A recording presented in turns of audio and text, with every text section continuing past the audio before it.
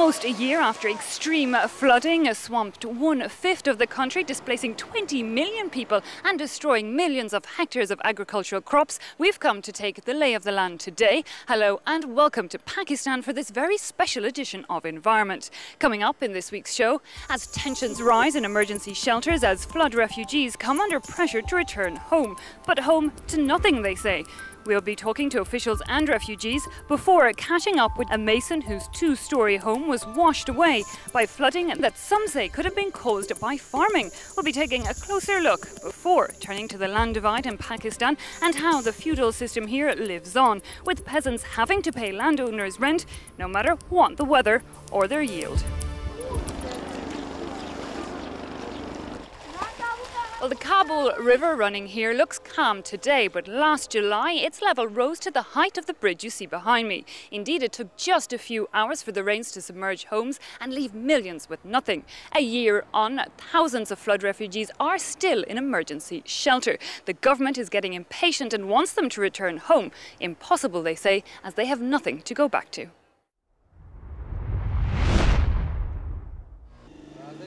Mohammed Wali has come home. A home without a house. Washed away in the floods, he and his family now live in a tent that an NGO gave them. A tent, and that's pretty much it.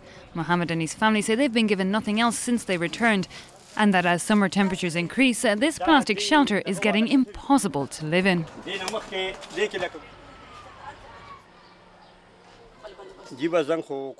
Our house was destroyed, all of it washed away.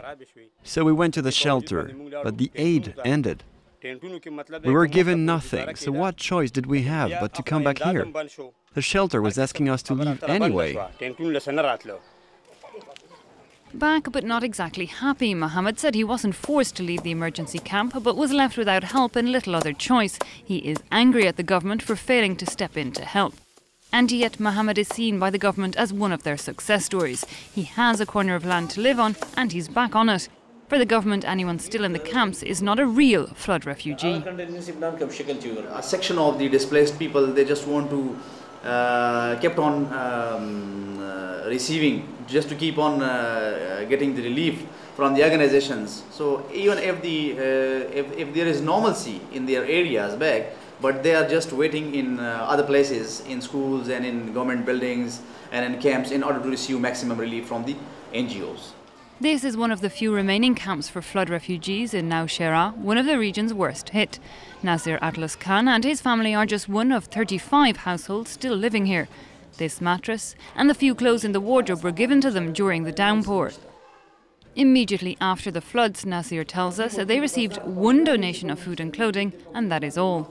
Everything they eat today they have to provide for themselves, with the money he earns from working as a handyman allowing them to buy these tomatoes and onions.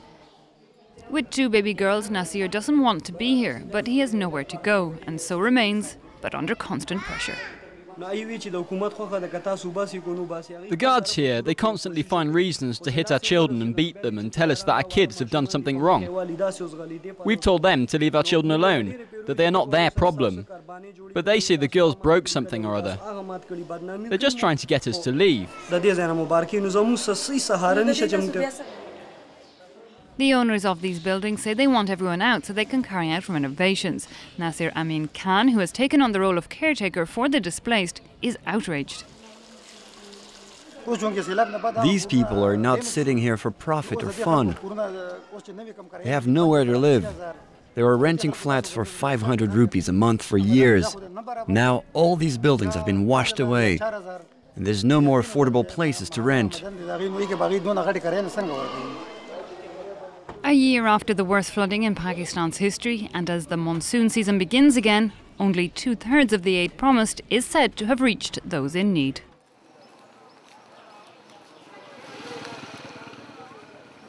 The floods crashed into the village of Zwane Khela at 8:20 on the morning of Thursday, July 29th, an event etched in the memory of locals here and on these trees. The brown line marks the level to which the waves rose. Today we check back in to see how things have improved and to look at the causes. Could it be that Pakistani farms are to blame for the severity of the disaster?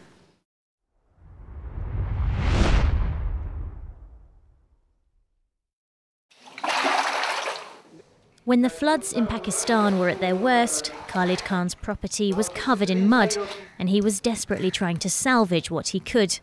Despite the immediate destruction all around, his concerns were for the future.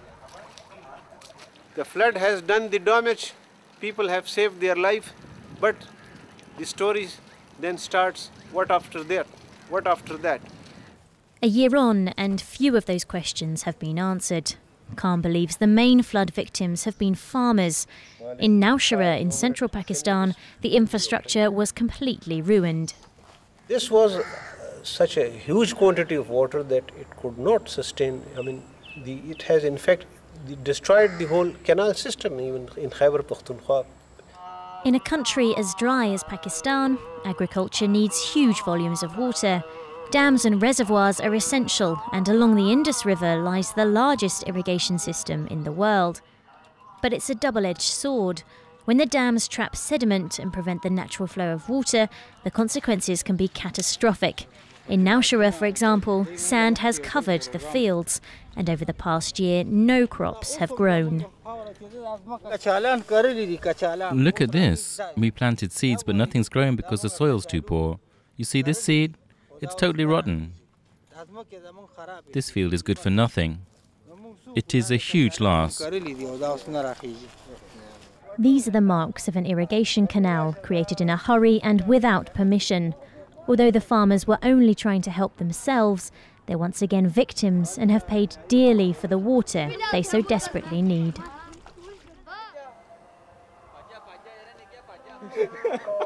Well, this morning these men behind me have profited from the river's flow with quite a fine catch of fish. But the rains that flooded Pakistan last year were the worst thing to hit farmers here since 1929. An entire harvest washed away. Poor farmers in Pakistan rent their plots from large landowners, and whether they have bumper crops or little to yield, the fees have to be paid.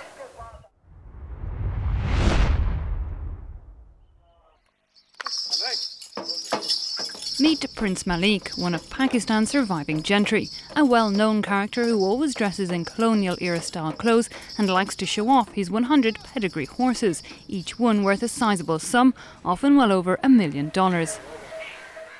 And then there are his palaces, this one alone cared for by some 70 servants, a domain that's been in the family for 6 generations.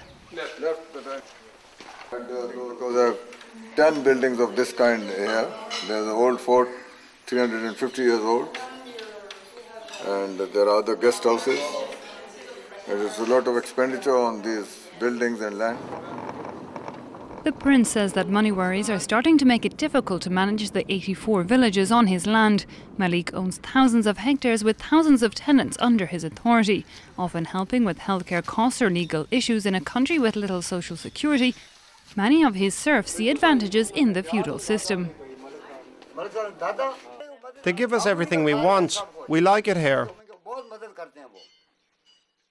While these labourers may appreciate what they have, smaller landowners admit that when it comes to farming the land, it is the poor that take the major risks. Welcome to the home of Min Jamel Shah, a middle-class civil engineer and the owner of just 7 acres. He rents plots to 2 farmers. For every half acre, he receives 40 kilograms of crop, a yield he's guaranteed, whether the harvest is good or bad. The way it works here is that we get paid in grains. So for every acre I rent, I get 80 kilograms of the harvest.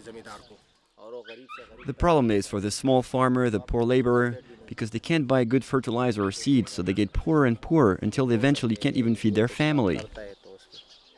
Min Jamel doesn't want to focus on what his brother is telling us, instead asking us to admire the view from his rooftop and insists that those who rent his land are happy with the system. My land is good fertile land. Here farmers pay me 40 kilos per half acre. It depends then on the market rate how much that crop would fetch, but it's working out roughly half and half for me and the farmer. And I support the farmer with seed and equipment. Visible from his rooftop, the labourers of this region. This evening they are making haystacks. For each one they'll get roughly €4. When we stop and ask, they concur that the system works. We don't have anything else, but we're happy with it. It works. happy with the status quo because they say they have no other choice.